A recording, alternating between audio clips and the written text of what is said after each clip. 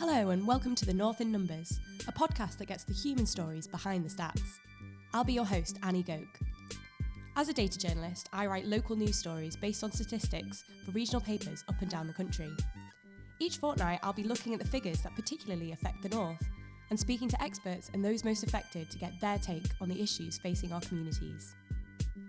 This week, I'll be looking at the boom in restaurants and cafes seen across the North, with a particular focus on Newcastle. You'll hear from some of the chefs and entrepreneurs that have started a food business in the last few years, as well as hospitality industry experts. I really like it here. I'm proud of the city, and that it's nice to see so many talented people doing things in the region, and especially like the amount of kind of small talented restaurants that are like local chef led now. All these food events, the guys at Wyland Brewery, all of the stuff that they've done. There is all of the like local brewers, and there's even a woman producing wine in Gateshead now. And it's nice that didn't exist. And I think Newcastle is probably a bit behind places like Leeds, Manchester, Edinburgh. And so to kind of be involved in catching up to our surrounding cities is quite a nice thing to be involved in. That was Anna Hedworth, a food blogger who opened the Cookhouse in Newcastle more than 5 years ago. Originally operating from a shipping container, in the last few months they have since moved to a much bigger bricks and mortar premises in the city. She's part of a foodie revolution in the North that has seen an explosion in the number of restaurants and cafes operating across the region over the last 10 years. Figures from the Office for National Statistics show that there are now 12,915 restaurants and cafes open across the North, an increase of 61% since 2010, when there were 8,005. It's much faster growth than what's been seen in London, and is particularly pronounced in major cities. Tom Hetherington is the Chief Executive of Northern Restaurant and Bar, or NRB, the biggest hospitality exhibition in the north of England, which will be taking place on the 17th and 18th of March next year. Growth in cities like Manchester and Leeds and Liverpool and Newcastle is running at around 3 times the level of restaurant growth seen in London. So it's significantly outpacing what's happening in the capital, what's happening in the south of England. As to what's driving it, I think it is a combination of things. I think historically there's probably been an undersupply of restaurants and bars in the north of England. And I think it is due to changing populations, particularly in the cities. You're seeing northern cities, post-industrial cities, which were almost starved of kind of urban populations over the last few decades, are now repopulating. They're filling. People are living in the city centre, people who like to go out, who have the money to spend to do so.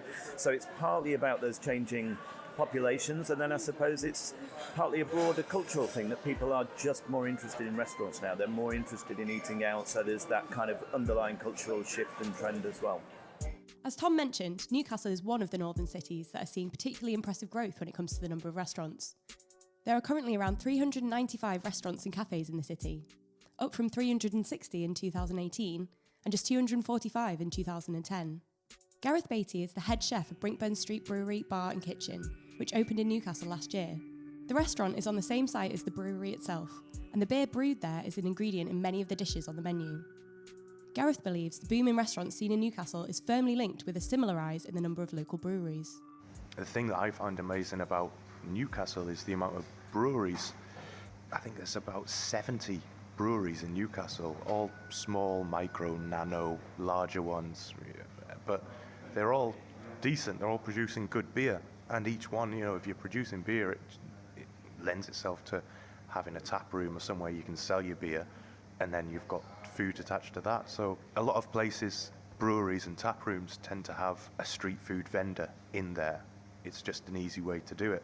But I think the fact that all these places are opening, these beer places, all these other food, restaurant-orientated places are opening in their wake. And it's a really interesting thing to see that it's not restaurants and wine and food, it's breweries and beer and snacks and street foods, What really stands out when speaking to chefs and restaurant owners in the city is how many of them are taking advantage of local ingredients, championing the best the area has to offer. That includes the Cookhouse and Brinkburn Street Bar and Kitchen, but they're not alone.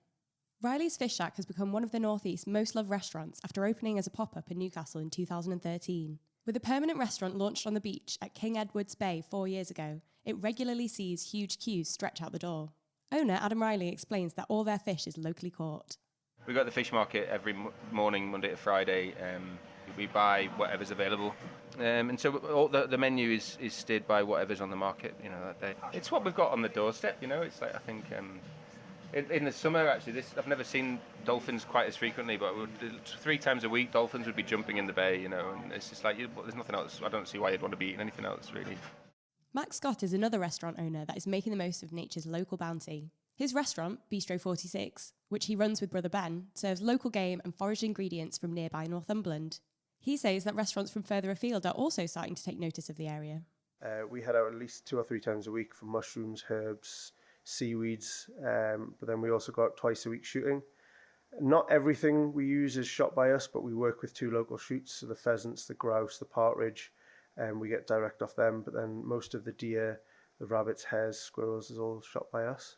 People are paying more attention, particularly to the ingredients and stuff. We have Ken Holland who grows veg for us, a couple of other restaurants, but then there's restaurants in London having them couriered down there, which I think is a nice touch. It's a nice thing that they're looking up in this direction to source their ingredients. They've realised Northumberland has some of the best stuff in the country or the world, from wild game to even like forage stuff that's picked up here and delivered down there.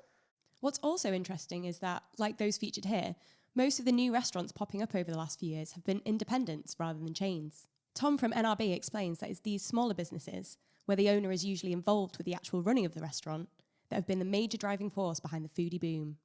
We did some data analysis with CGA a couple of years ago, looking particularly at the independent restaurant sector. Out of the major cities, Newcastle was actually the highest growth, and Leeds was very high as well. They both had about 13% growth in independent restaurants over a 3-year period, and that outpaced the general restaurant market, and it's certainly outpaced the south of England. So I think that's been key, and it's particularly come into its own over the last few years as we've seen what people call the kind of casual dining crunch, and a lot of these major chains have run into serious problems, of which there are many underlying causes.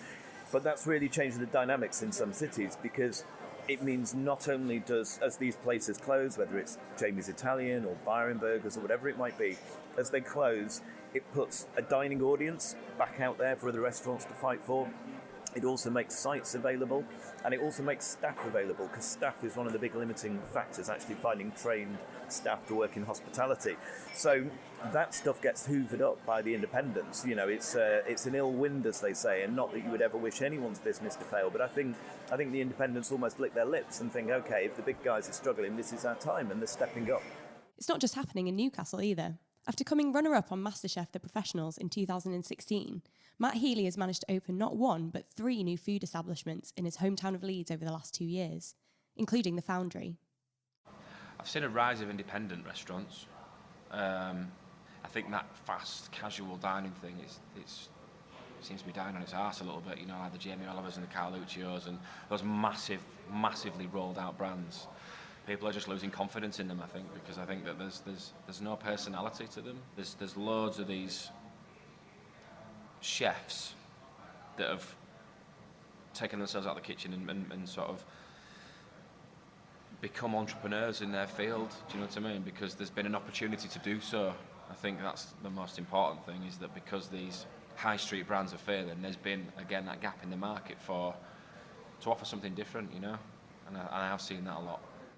Michael Jameson runs Manjeet's Kitchen in Leeds with his wife, Manjeet Kaur.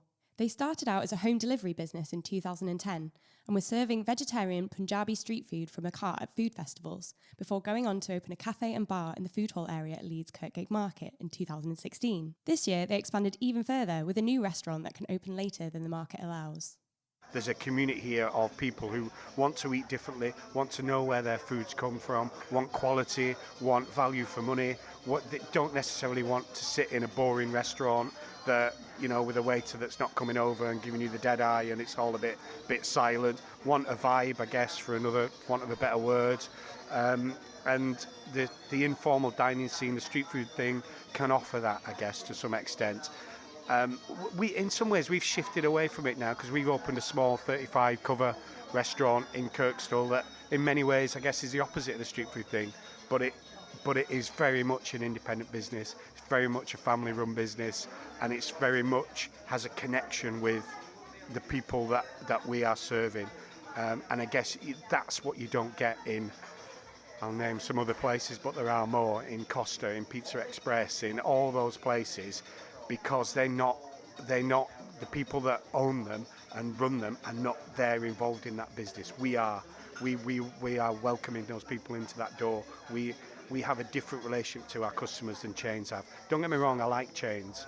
You know, chains are good. They offer quality, they offer consistency, but the independents can offer something more than that, and that's why I think there's a little thriving of that scene at the moment. Tom from NRB says the rise of independence is something to be celebrated, and street food in particular is a huge part of that. The hospitality industry is one of those things, it doesn't matter what race you are, what gender you are, what educational achievement level you've made. All people from all walks of life start restaurants, they start food businesses. That doesn't happen in other sectors. You know, I don't want to pick ones out particularly, but if you looked at anything from, I don't know, law to property development, you'd find that it isn't as open to everybody. The thing that I love is that food businesses are incredibly inclusive, and there's all sorts of benefits to them. The money that they spend tends to go into local communities because they tend to buy from local suppliers. There's all sorts of wonderful reasons that these that restaurants are a force for good.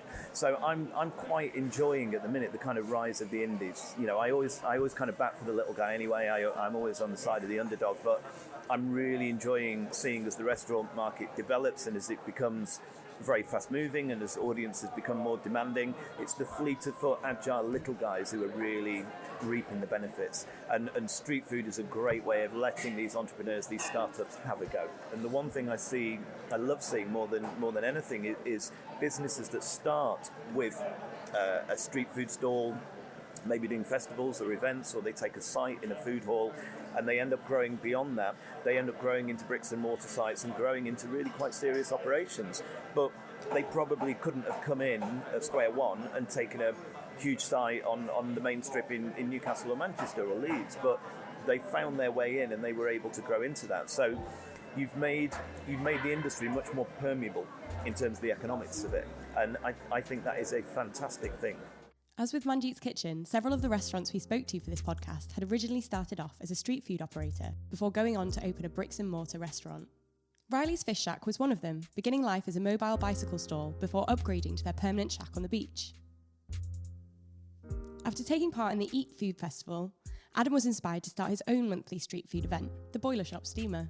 And that brought 5,000 people through every weekend, and all the trade, you know, that must have been certainly well over 10 businesses started just because of that event, and it's it was amazing to watch actually, and how, you know, it was really encouraging to, you know, to see that, you know, how much you can help the small business by providing that as a platform and to test. I think the whole thing about those street food events is, you know, you can test a concept before you have to invest a load of money. You know, people start thinking outside the box a bit. You know, you realise you don't have to spend £50,000 on getting a lease on a cafe or whatever. Anna Hedworth of the Cookhouse also cut her teeth on food markets and says there are many benefits to getting started with street food. So when I first started doing food things, one of the first things I did was I organised a little food market, and I did it because there was nothing going on, and there was no food events, and there was food markets, but they were like really massive corporate, awful things. But now there's something like that every weekend, and good things, and there just seems to be a food festival constantly, and they're good. And that just 10 years ago there was literally nothing, and the amount of people who have chosen it to go into it as a business, street food people and producers, is just increased tenfold from when I first started. It's less risky, isn't it? And then also you build up a clientele of people who know who you are, and you just have to be going to a few of those markets, and then people meet you and know what you do and know you're good at what you do, and then so when you go to then open, whether it be like something in the Granger market or a small restaurant or whatever, you've already kind of built up your client base, I guess. But when you do come to upgrade, whether that's from a street food stall to a permanent spot, or as in Anna's case, from a shipping container to a much bigger premises, how do you pay for it? I didn't have enough money to get it going. So I decided to do a crowdfunder. And so we made a video, we put quite a lot of work into it, and we offered, in return for donations, we offered dinners, breakfasts, lunches, basically things that people could come and eat and drink here when we were up and running. Yeah, that was quite nerve-wracking. I didn't know if people would get behind it, but they really did. They were really keen. And then actually what that did was, since opening, it meant that people already felt invested in the place. So from the off, there was like a clientele there who had followed the crowdfunder, who had followed the progress of on site, like through Instagram and Twitter and things. They'd watched us build it, and then so as soon as we opened, they all came at once.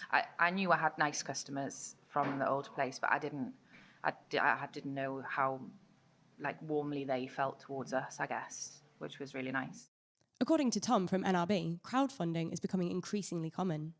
So it is something that's becoming more prevalent generally, and it's because people connect with restaurants. People like restaurants, and they like feeling part of the story. They like feeling that they have been part of that restaurant's success, feeling that they have a stake in it. Often not a literal stake, but just that they have had some part in making a restaurant successful. It's lovely. I don't think you'd get that same excitement out of investing in a plastic extrusion moulding business or something like that. There's something about the romance of restaurants. I think we all secretly yearn to run our own restaurant. The vast majority of us know how terrifying and exhausting it is. It's a really, really tough industry. So this the Kickstarter, the crowdfunding, maybe lets us do it in a very small way, vicariously, without having to work horrible split shifts and do kitchen clean down at 1 a.m. Like the Cookhouse, Manjeet's Kitchen have also recently expanded to a bigger site. And how do you open another place if you're a small independent that's paying your staff, paying your suppliers, making a little bit of money, but you've not got that investment behind you or that capital to open another place? So we'd seen some successful Kickstarters before and thought we could probably have a go at this. Now here we are sat now, we have now opened that restaurant with that Kickstarter money and are delivering those vouchers now. So I guess that's what I'm talking about when I say about a community that would back an independent business. To put 50 quid into a business that doesn't exist, but it will do in 12 months' time, all being well, and you might have a meal for two, it's quite a big commitment for a customer.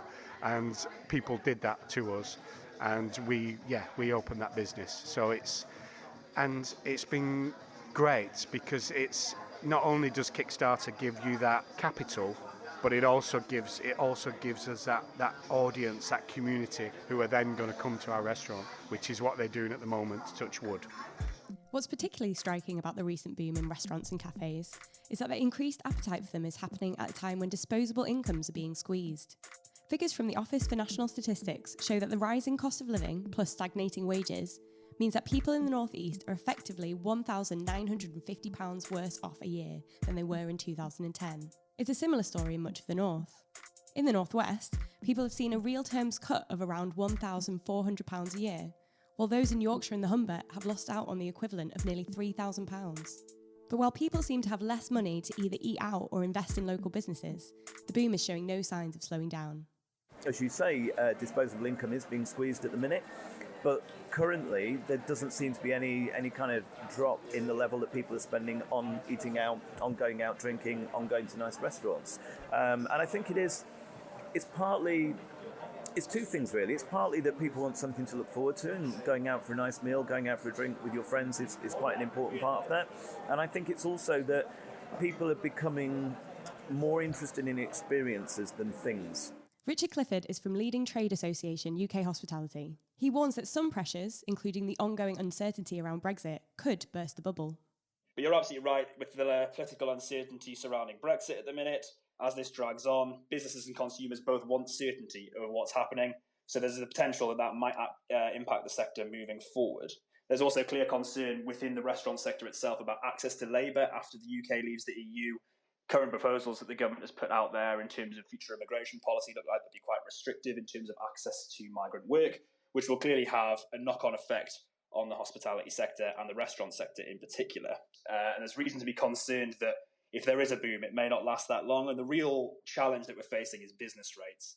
Max from Bistro 46 says they are facing some of these pressures, and it's preventing them from expanding further at the moment. The size of the restaurant where we're based, we have a high rates, high rent. So we're not losing anything, but we're not making anything. I don't know if people think that restaurants are just money mines, but it's really not like that. You end up putting all of your money back in. We don't take any money out, but the restaurant's still here after 4 years. But we would like to do more, and we would like to even, the street food side of things.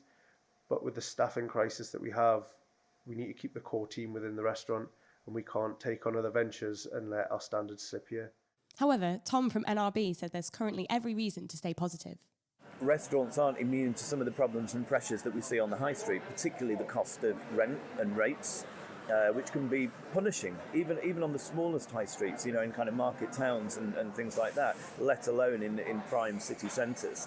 So that is an issue, and staff costs, staff training, there's other pressures or headwinds that are facing the industry, but the independents are still thriving. And interestingly, it's particularly continuing in the north of England, even with the fact that we're in uncertain economic times, even with the fact that there's been an explosion in the numbers of restaurants across the UK, and even with the fact that some of the really big companies are struggling and closing sites, the north of England is still showing growth in restaurant numbers.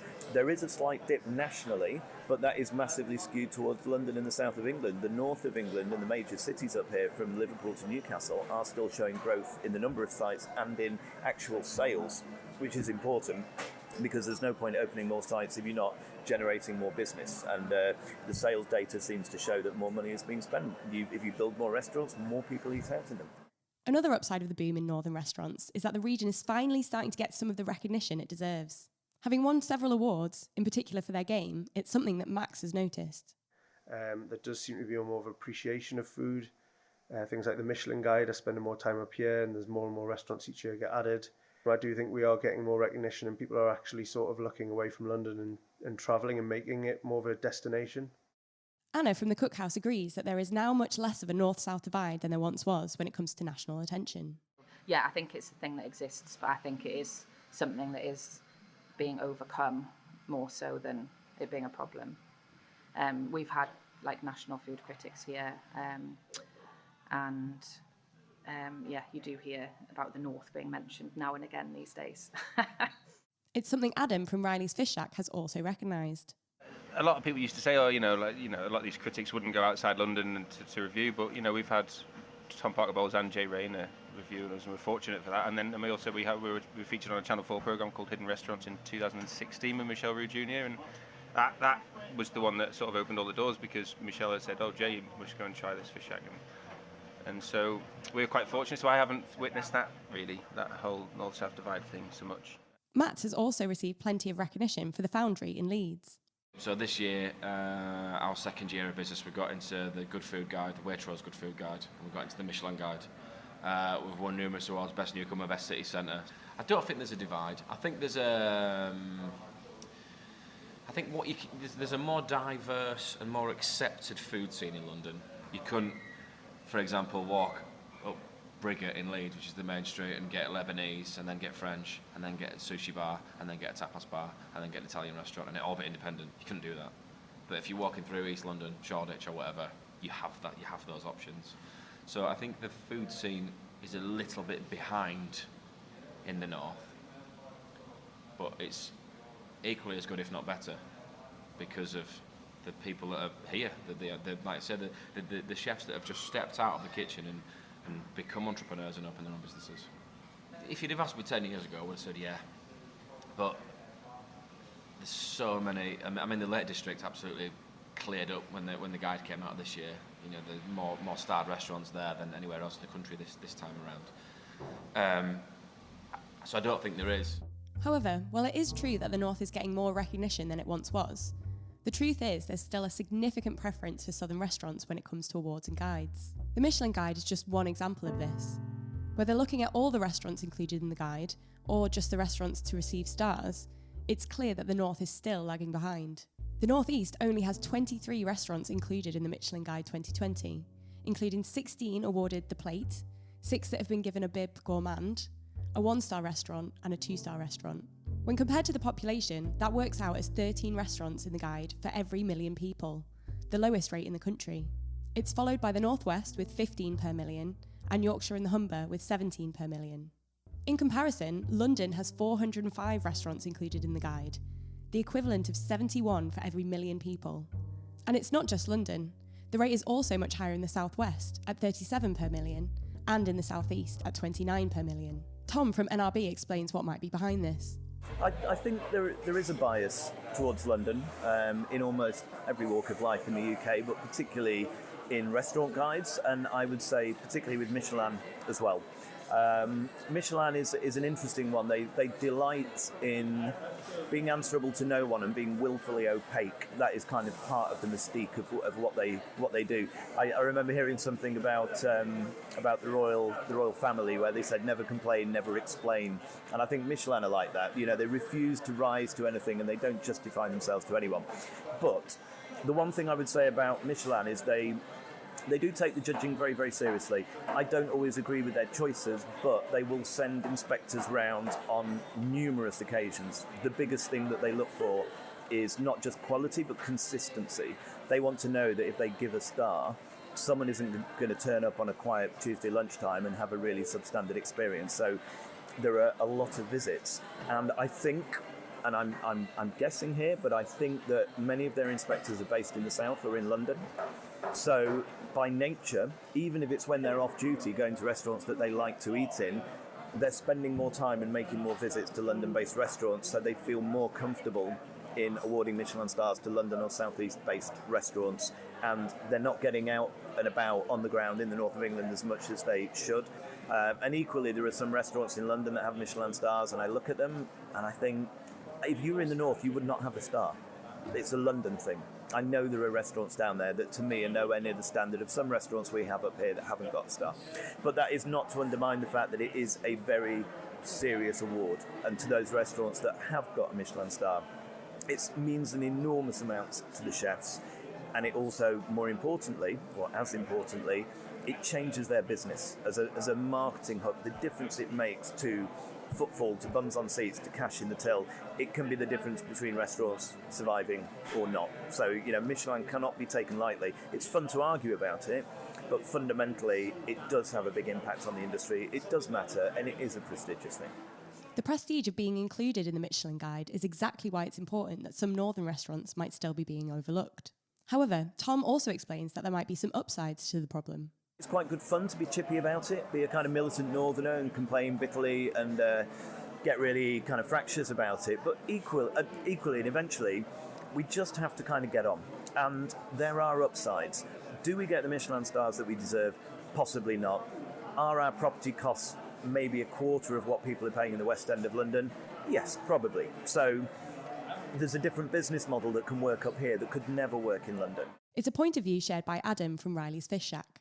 I think almost it's so saturated in London. I don't know how much easier it is to get people to sort of notice you, because there's really good places opening up on every street, and so I suppose in a way, you know, there's less competition.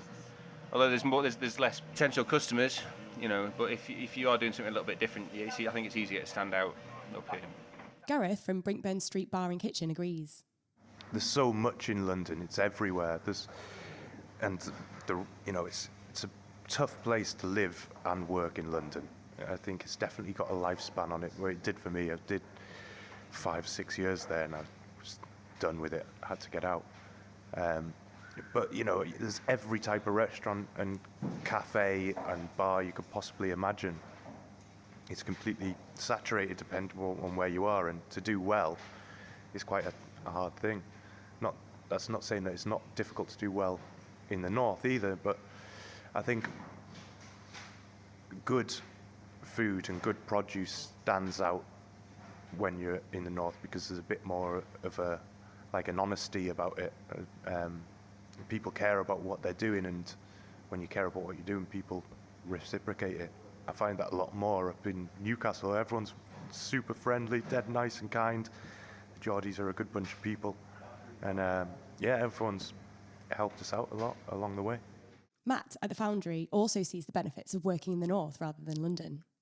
I'm from Leeds, and in all honesty, I probably couldn't afford to do it in London. But also, I think that people in the north would get me more so than people in the south. Plus, there's less competition. There's so many restaurants. I mean, there's loads of restaurants in Leeds, but there's so many restaurants in London. And sort of historically, northern businesses, northern restaurants that have gone to London have not succeeded, and vice versa. So it was always going to be the north for me. We're seeing, I think, a slight reversal of the talent drain to London. More talented operators and chefs are choosing to either stay up here or return up here, because they now believe the audience and the potential is there for them to do incredible things, follow their dreams, but do it in the north of England, not in London, and they can afford to do it on their own or with less investment or sooner than they would ever have been able to do it in London. So yes, the lack of awards is annoying, but I think we have to appreciate the upside. This is a land of opportunity for enthusiastic, ambitious young entrepreneurs. Thank you for listening to the second episode of The North in Numbers with me, Annie Gouk. And thank you so much to all my guests for sharing their stories. Join us next time on the 20th of December, when we'll be looking at the effects of austerity on council spending and the resulting cuts to local services. The North in Numbers is a laudable production.